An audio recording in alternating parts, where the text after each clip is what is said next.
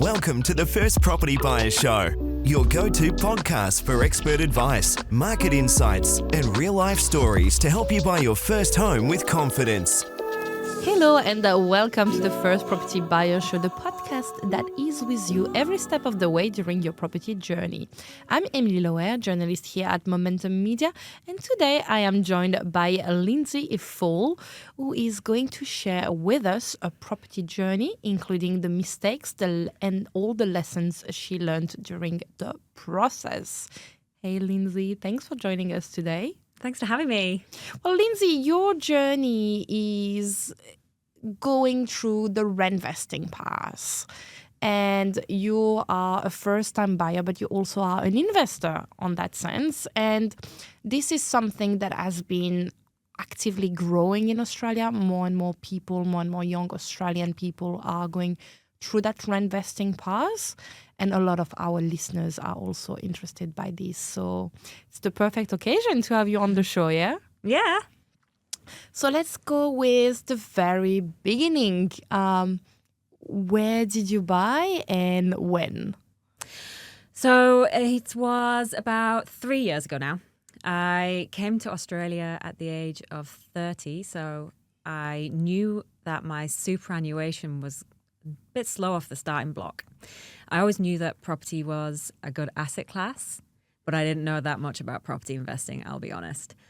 I worked hard to save up for a few years. I ended up being chased by my student loan back in the UK, so I ended up having to pay that off and reset myself again.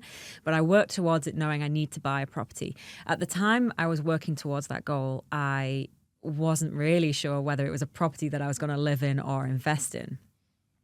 But as the years went on, I was friends with someone who had invested in property, and I just became more and more open to the idea of I might not be able to afford where I want to live, but I know that I need to put my money into an asset class to grow.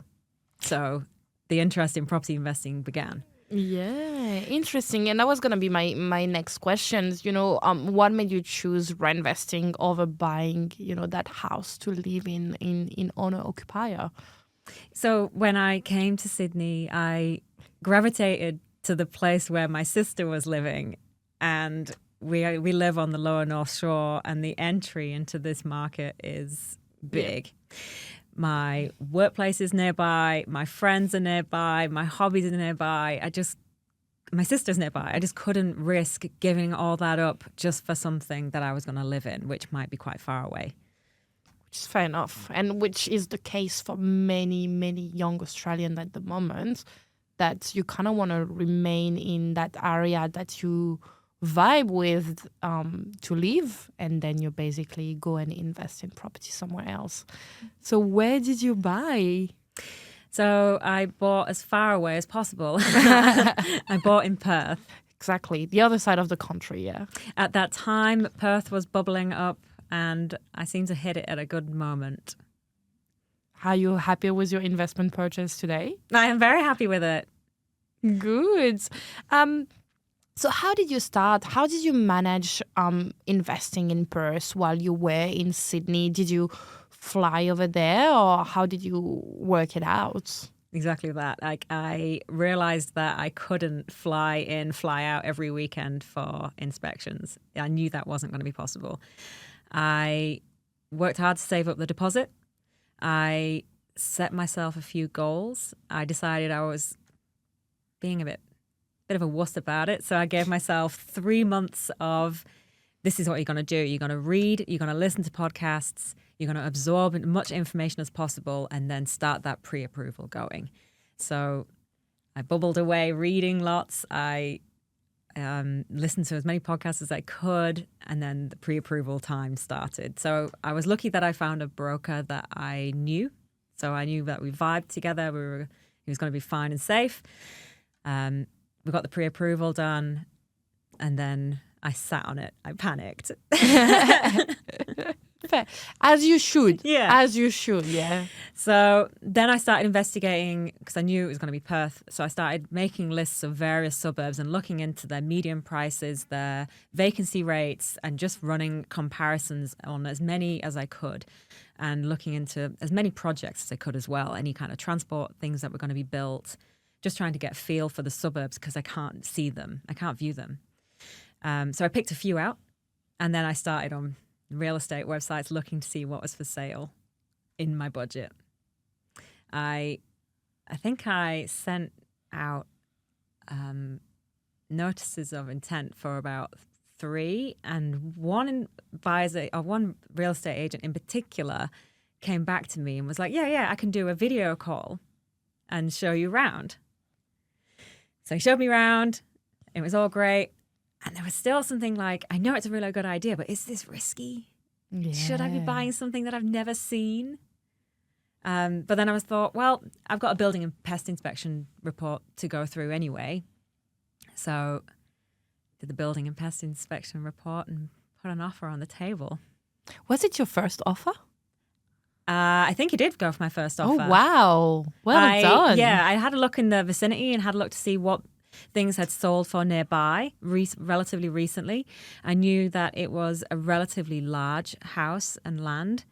So I decided not to lowball it too much. I wanted to make an offer that was fair and that he would let me come to the table because it was terrifying. Yeah. And yeah, it was accepted pretty fast. It seems like you did a lot of due diligence by yourself. Why didn't you go through a buyer's agent? I knew a lot about buyer's agents. I knew friends who had used buyer's agents too, so I was also relatively open to it. But I'd spoken to someone who had advised me that maybe it's best just to put that money on the property and use that for eventually that will become part of your equity if you do it that way. There was warned that there will be some research and due diligence on my part to do this, but it might be worth it. So I gave it a chance. Yeah, and look, it seems like you're pretty happy with your choice. So well done. So looking at this, for our listeners that want to do the same as you and don't want to go through a buyer's agent and want to start that journey by themselves and learn more about property, what are some of the recommendations you would give them, some advice to be able to go through that process, do their due diligence, do that research? What should they look into and not forget about? I would recommend the end-to-end process of buying a property, because that's probably one of the things that I got nervous about at various stages, being like, what's next? What happens next? Is there anything I should be doing more of in this stage? Between putting in an offer, using the conveyancer, I wasn't really fully clear on what a conveyancer did until I was in it. And then knowing how do you pick a conveyancer? I managed to pick a conveyancer through my mortgage broker because they recommended it. And then I knew that process was going to be pretty easy. But knowing that you need a building and pest inspection and not getting that end-to-end process figured out in your brain. Which I have to bounce back on that because we do have an episode that explain the whole process of buying your property journey. And if you haven't listened to this one yet, just go back and check our other episodes of the First Property Buyer Show. That's quite interesting. And Lindsey, especially because you kept on being nervous, yeah? Like, how did you manage that nervousness and buying? Did you have like support from, friends and family or mentors in property? I had a few people around and encouraged me to do it, and I had friends to lean on to ask them about the process too. But I also knew that, hey, if it goes wrong, I can just sell it in a few. Chalk that down to experience, but I'll never know unless I don't try. Fair enough. How has it been since then? It's been really good. I've learned a lot about the process while I've been in this, with finding an accountant that helps you and working out who are your key people. I bought it for $410, and recently. I think my mortgage broker thinks it might be around 690. Oh, wow. So we're looking to extract some equity out of that and start working towards another property. Oh, some more is coming for you, yeah? I think the rent started at $470 a week and now it's at $690 a week. So how does it work? Are you still within that negative gearing phase, or have you started making, money out of that property? It's still negative gearing, but it's been getting smaller and smaller. And when the rates go down, it will become more and more into the positive, which will help figure out the next property. It will help pay for another negative one. So there's one thing that people are always, kind of worried about is how do you manage to hold that property and pay down the cost when you still have a rent to pay on the side. So how do you manage your living costs while paying off that investment loan and investment property? I have a separate account for one. I've always been quite an aggressive saver, I'll say that. Which I think you need to, yeah? I'm quite lame. I have a spreadsheet with which when you see a mortgage broker and you need to split up all your costs, I have a cost spreadsheet, and each month I mark down what I spent in those pots, and then by the end of the 12 months I can see where I overspent and where I can pare back. So I have an idea now what I spend month to month on everything and where I can inch up to get more savings out of myself. That helps. That's my buffer. I don't think that's lame. I think that's pretty smart. You got to be like very consistent in doing these ones. Yeah. Because when we started, we've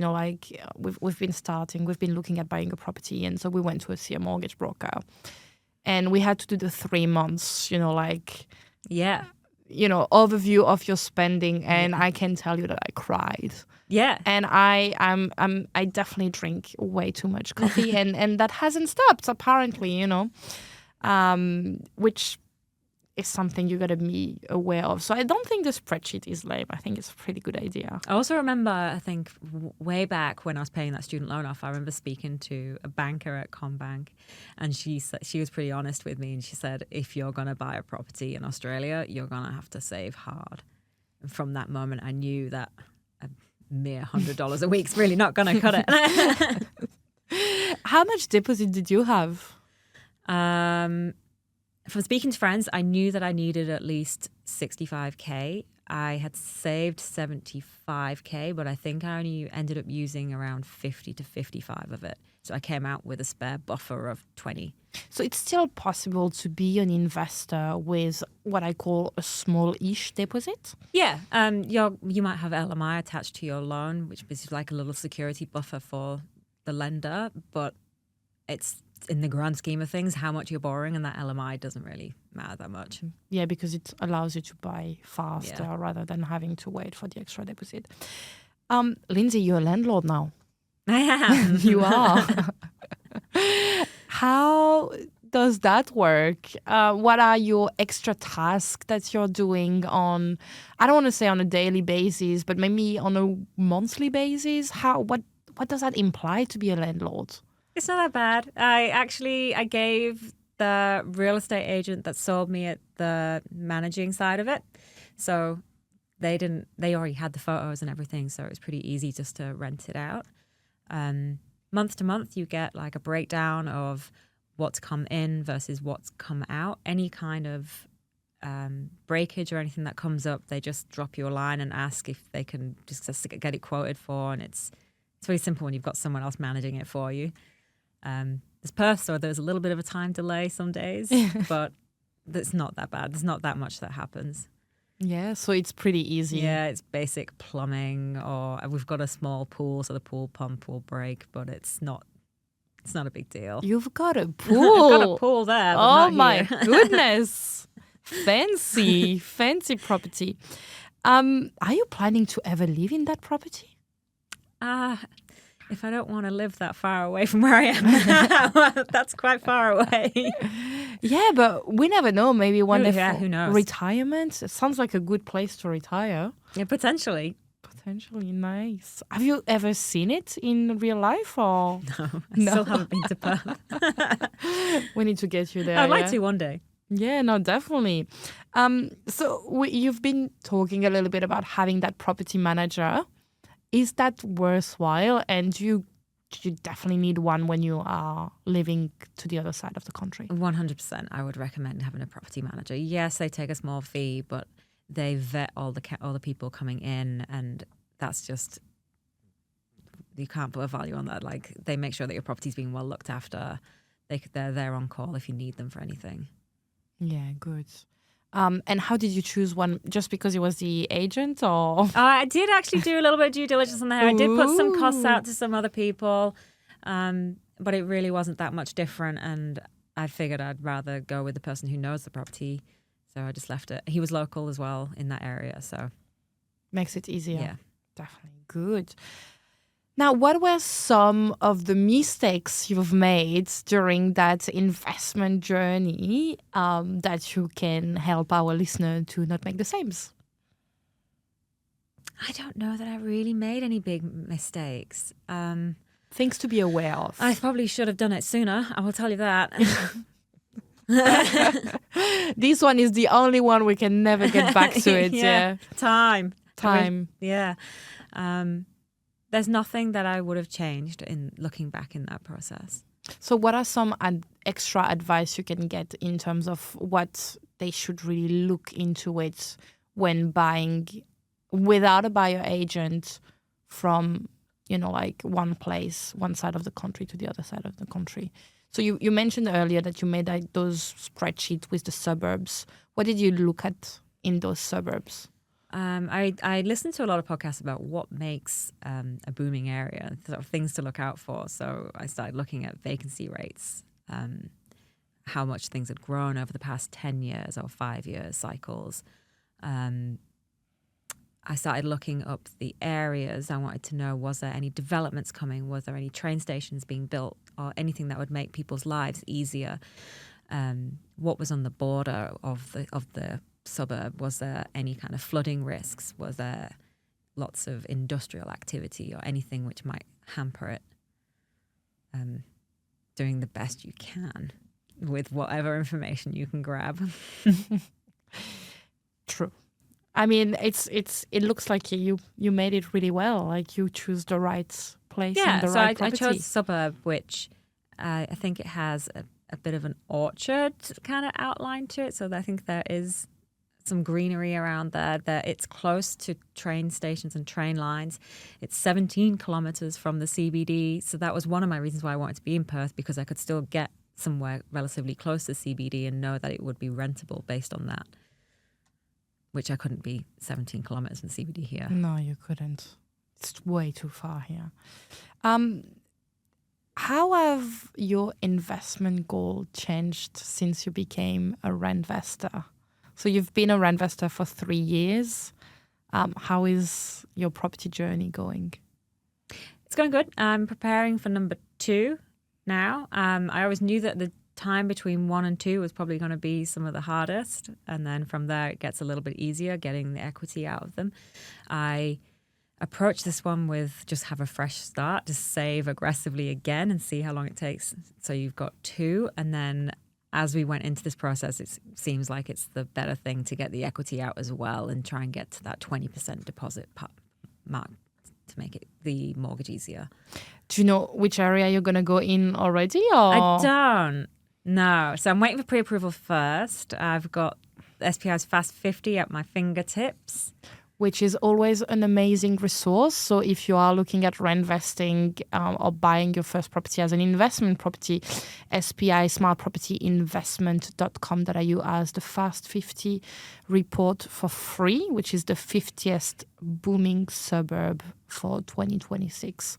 So definitely the place to invest. Yeah, so it will depend on what my pre-approval limit is, and then we can start working from there as to where my entry price points are going to be and what do I want, how close can I be to a CBD. Are you looking for like a house again or units, or you're just going to wait in function of how much money you can borrow more? It's a good question. I quite like the idea of houses. Personally, I'm a bit worried about the instability of strata fees. Yeah, which look... But I know that I might have to bite the bullet one day. It's probably the same with council fees. I'm just thinking of it in a different way. I mean, the beauty of houses is that technically houses have a higher capital gain, but it's actually shifting nowadays because there's not as much houses being developed than there's units.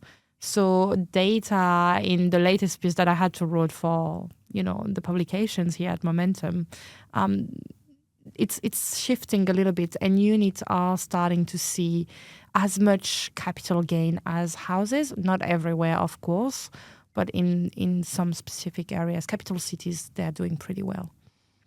So why not come in the dark side of the strata fee? And at the time that I got the house, someone did recommend that I just get a unit in Perth because the entry would just need less money for a unit versus a house. But I had the money, so I decided to just put the money on the table and go. Fair enough. Are you ever considering buying as an owner-occupier now, or is that something that's crossing your mind? I still feel like I'm a way off getting the money for an owner-occupier. So I anticipate that I'm going to see how many I can get first before I make that choice, whether I start selling them down or not for an owner-occupier. What's your property goal? How many properties do you want? Ideally. At the minimum, I want to get to 3, and then I would like to consider 5. Ooh, fancy. Well, we might have to get you back on the pod when you're starting to invest more, yeah? It's pretty interesting. What would you recommend Rentvesting to someone starting their property journey? Or would you recommend more of maybe going onto an owner-occupier if they don't live in Sydney Northern Shore? I would definitely recommend it because you can buy at a lower price point than you actually necessarily need. So there's a lot of people in Sydney I notice still live with their parents up until they hit the age of 30, whereas they could be putting that money on an asset class while they're still doing that and saving. You can still do both. Just depends how much you're willing to sacrifice. What is your saving advice? Because you look like you're an amazing saver, and that's something that most of people have a little bit of difficulties with. It's, saving enough money for a deposit, even though by January next year, we're going to be able to do it with a 5%. Mm-hmm. What's your saving advice? I would try and figure out how much you're spending each month on your different pots, whether it's transport, whether it's coffees, food, rent, and then start to see what you can chip away at and where's your comfort level. And it's going to be different for each person, but find a spot that you're willing to commit to, and then anything else is going to be great if you can put it into that pot. Just find something that you're comfortable doing that's as high as possible. Very interesting. Great. What are some of so we talked a little bit of the advice that you would give. What are some of the pitfalls to avoid when you are investing for the first time? You just have to do your due diligence, I think, so you know what you're spending on all the different things, whether it's going to be your property manager. You need to know whether they're going to charge you 17%, 15%, or where you will get an outline of where the money goes, but you need to do due diligence yourself to know whether that's fair or not. Conveyancer, need to work out, are they charging you fair costs? Building and pest report as well. You just need to do your own due diligence and pricing them all up to know that you're not being taken a ride for. Due diligence, basically, all steps long. Is there any tips on doing due diligence? Because it sometimes is the very hard part of it, in terms of I feel like it's easy to look at properties, look at real estate website, and look at the pictures and just basically projecting yourself being that investor and be like, oh yeah, I'm gonna be a landlord, I'm gonna have a property, and then when it comes to doing all those due diligence, getting lost in the process. Yeah, I mean, don't attach too much emotion to this property. You might like it, but if you're not gonna live in it, it's just an asset for you. So you need to know that it's going to last, it's going to be stable, it's not going to cost you too much in the long run, it's not going to be covered in damp. You need to protect it, but don't get so lost in it. How do you, I mean, we are on tax season at the moment. How do you manage your taxes as an investor? Because things change a little bit and you've got that negative gearing coming up. Do you do that yourself or do you use an accountant? I have an accountant, but as you can expect, I have a set of folders in my Google Drive that every month I get the various reports, things from my property manager, and I distribute them to the relevant folders so that when it comes to tax time, they're all there. So you're really prepared. Yeah, every month. I have a set day where I do my budget and I do my property budget, and then it's done. Do you think that to be a landlord, you gotta be that, like really like prepared and really, how do you say, like assiduous? Yeah, like regimented. Yeah. You could get away with being a little bit relaxed with one, but if you want to get some good skills in order to grow, you're gonna need to knuckle down and know what you're facing and what you've got in front of you and get comfortable with those numbers. And just be very organized so that when time comes, you can just offload it all to your account and not start scrambling, going through your emails, looking for all these documents. So there is still a need to be a little bit organized when you are becoming a landlord. Yeah, and I wouldn't say it even takes that much time. It probably takes me like 10 minutes once a month. Because you do it every month. Because it's set up. Good. Any last advice for our listeners? Not aside from just doing it. Just do it. Good. Well, that's all we have time for today. Thank you so much for listening the first Property Buyer Show. Lindsey, thank you so much. Thank you. In the meantime, go and listen to all the others episodes and we'll be back next Monday with a fresh episode. Bye for now. The information featured in this podcast is general in nature and does not take into consideration your financial situation or individual needs and should not be relied upon. Before making any investment, insurance, tax, property or financial planning decision, you should consult a licensed professional who can advise whether your decision is appropriate for you. Guests appearing on this podcast may have a commercial relationship with the companies mentioned.